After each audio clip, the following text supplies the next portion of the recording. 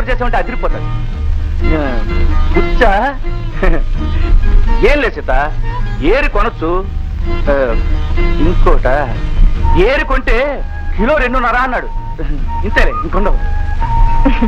ఏమండి, రోజు ఈ పుచ్చంకాయలు, ముదిరిపోయిన బెండకాయలు, కుళ్ళిపోయిన దోసకాయలు తింటే మీరు చేసే పనికి బలం ఎక్కడి నుంచి వస్తుంది చెప్పండి?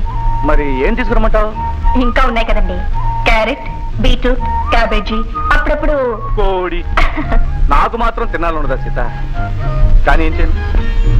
అదే మా ఓనర్ గారు ఉందే మహాతల్లి, జీతాలు పెంచుతూ బోనస్ లేదు. పైగా అడిగితే పేద కోపం, ఆవిడకి కోపం తెచ్చినట్టు. మొన్న అయితే 4 జారించేద్దాం అనుకున్నాను, ఆడదు కదా అని వదిలేశాను. బాగుండదు కదా. జీతాలు పెంచితే తప్ప మంచి కూరలు కొనలేరా? ఎలా కొంటాం? కొనాలంటే ఆవిడ జీతాలు పెంచాలి, లేదా ఓవర్ టైం చేయాలి. ఓవర్ టైం చేయడానికి ఇంట్లో నువ్వు ఒప్పు, జీతాలు పెంచడానికి ఆఫీస్లో ఆవిడ ఒప్పు, మధ్యలో నేను వస్తున్నాను. సరిగాని త్వరగా వంటకాని ఆకలేస్తుంది. No, see me after 2 o'clock. Okay, నమస్కారం.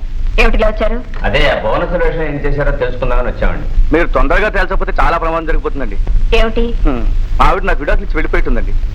విడాకులా? అవునండి, పాపం ఇవాళ భోజనం కూడా చేయలేదు. ఎందుకని? ఏముందండి, పొద్దున వంకాయలు కొని తెచ్చానండి. రోజు వంకాయలు అందండి. తీరా చూస్తే అందులో 2 పుచ్చి వంకాయలు ఉన్నాయి. అవి చూసి ఒక రకమైన ఎక్స్ప్రెషన్ ఇచ్చిందండి. పోనీ మంచి వంకాయలు కొందామంటే కిలో 2.5, పుత్తులు గిచ్చులో చూడకుండా అయితే కిలో 2 రూపాయలు, ₹1 మిగులుతుంది కదా అని నేను కక్కుర్తి పని చేశానండి. ఏ, మీ ఆవిడ పుచ్చంకాయ కూర తినదా? కాదనుకోండి, పాపం ఏదో కోడి తినాలని ఆశ ఉంటుంది కదండి. పెళ్ళైన దగ్గర నుంచి ఒక్క కోడి కూడా కోయలేదండి. ఏమండి మీకు తెలుసో లేదో, కోడి కనేది ₹25 అండి. ఎరా బోనసులు ఇవ్వక, జీతాలు పెంచక కోడి ఎలా కొనుక్కుంటాం చెప్పండి? అంటే మీరు కోళ్లు కొనడం కోసం జీతం పెంచమంటారు. ఓకే, నెలకి 200 పెంచుతున్నాను. నో, అందరికీ కాదు, లీడర్కి మాత్రమే. మేడం, లీడర్ ఒక్కడే మనిషా? వీళ్ళందరూ మనుషులు కారా? అందరూ మనుషులే, కానీ లీడర్ బాధ్యత గల మనిషి. నోనో, వీళ్ళందరినీ విడిచిపెట్టి నా ఒక్కడికి ఎలా ఇస్తారు? ప్రమోషన్ ఇచ్చి.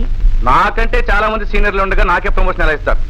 మేడం, చేయాలనుకుంటే అందరికీ చేయండి, అలా చేయడం మీ ధర్మం. వస్తాం.